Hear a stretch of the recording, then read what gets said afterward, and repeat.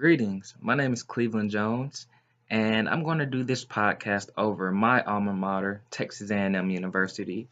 Woo! And some of the events that happened in 1963 that led Texas A&M to be very acclaimed as it is today. Established under the Morrill Land Grant Act of 1862, the Agricultural and Mechanical College of Texas opened its doors on October 4th, 1876, as an all-male military academy, enrolling 40 students and hiring 6 faculty members to begin instruction. Today, Texas A&M is known as the largest institution in the state of Texas, with enrollment reaching just over 60,000 students. Texas A&M hangs its hat on agriculture, but today the institution is known for producing top-of-the-line research, engineering, and developing industry leaders. The core values are respect, excellence, loyalty, leadership, integrity, and selfless service. Texas A&M, as far as location goes, relative to the big cities in Texas, is located 80 miles northwest of Houston. It is located 110 miles southwest of Dallas, and it is located 90 miles east of Austin, which, in my opinion, is perfect because Aggies are never too far away from job opportunities within the big cities or just big city entertainment when students get bored of the entertainment that's here in the area of Bryan College Station. Just 6 years before A&M would open its doors to women and minority, the institution would go on to make a mistake that many Aggies do not like to mention to this day. The institution's stance on integration drove away Paul Bear Bryant as head football coach, who would then go on to have a storied career at Alabama as one of the greatest college football coaches of all time. And we all know Alabama's reign in college football now. Every single year, they are ranked the number one team in football, and Coach Bear Bryant's legacy is the big reason why. And it's easy to think that A&M, if they had not driven Paul Bear Bryant away, would have that success that Alabama is having in football. After Coach Bryant was told by an A&M official that the university was going to be the last team in the conference to integrate, he responded by saying, well, then that's where we're going to finish in football. Bear Bryant will go on to leave A&M for Alabama, as I stated, where he would win his first national championship by 1961 and would win 6 before the end of his career, where the Aggies have won none since the 1930s.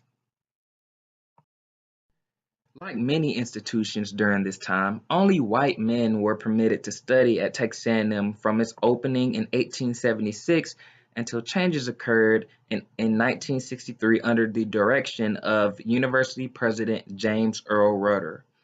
President Rudder, who served as a general in the Second World War, knew opening the doors of the university to minorities was going to be an uphill battle. I personally believe that Bear Bryant's success with an integrated Alabama football team created an important shift in Texas A&M history. Let's break this down. General Rudder took the presidency at TAMU in 1959, which was 2 years after Bear Bryant left for Alabama. Bryant again won his first national title at Alabama in 1961, and in 1957, after the Brown versus the Board of Education decision, he was told it would take at least 10 years before Texas A&M would integrate. He left during the same year. In 1963, General James Earl Rudder proposed the referendum that would allow women and minorities to attend Texas A&M University. As an undergraduate student, this is a side note by the way, I got the opportunity to speak with 1963 student body president Malcolm Hall, who admitted that the student body and former students alike at the time were not happy about these changes. The 1963 referendum would also change the name of the institution from the Agricultural and Mechanical College of Texas to Texas A&M University as it is known today, as well as no longer made the Corps of Cadets a mandatory requirement for student attendance, which again caused an uproar. General Rutter's courage to go against the grain, as many other presidents failed to do in the past, brought the institution out of a regressive period and set the stage for future success. According to the textbook, the year 1963 is within the mass higher education in the era of American hegemony in 1945 through 1975 time period, where higher education experienced an inflow of students after World War II. Texas A&M, on the other hand, was experiencing a regression, welcoming back less students each year due to the institution's desire not to change. The students were adamant to not add women and minorities to the student body, although that's what the rest of the United States were doing in terms of higher education. This is the time period where, of course, the term separate but equal would be challenged in 1957, opening the door for Texas A&M to desegregate when it did in 1963, which would shift the institution to being one of the best in the nation as it is known today. According to the textbook, the year 1963 is within the mass higher education in the era of American hegemony in 1945 through 1975 time period, where higher education experienced an inflow of students after World War II. Texas A&M, on the other hand, was experiencing a regression, welcoming back less students each year due to the institution's desire not to change. The students were adamant to not add women and minorities to the student body, although that's what the rest of the United States were doing in terms of higher education.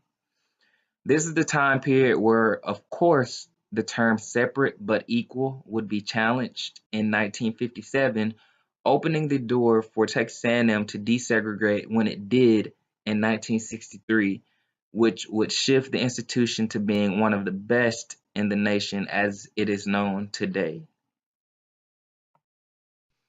Today, Texas A&M is considered a Hispanic serving institution, with the Hispanic population being over 30% of the institution's population.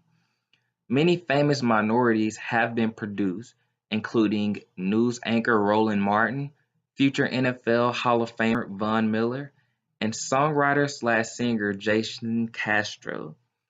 Texas A&M is also making an effort to diversify university staff and hired its first African American football coach, Kevin Sumlin, in 2011, who will go on to coach Heisman winner Johnny Manziel.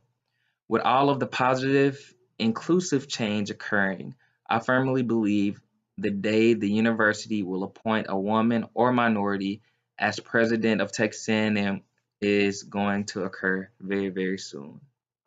So to wrap everything up, we can see that 1963 was a very instrumental year in the history of Texas A&M University. Not only did General James Earl Rutter go against the grain of excuse me, what former students and current students did not want, which was to add women to the institution. Believe it or not, adding minorities to the institution was widely accepted. But since Texas A&M opened in 1863 as an all-male, all-military academy, most of the former students felt as though the university was very, very masculine, and adding women to the university would bring down the masculinity of the institution, which I personally don't see a problem in today.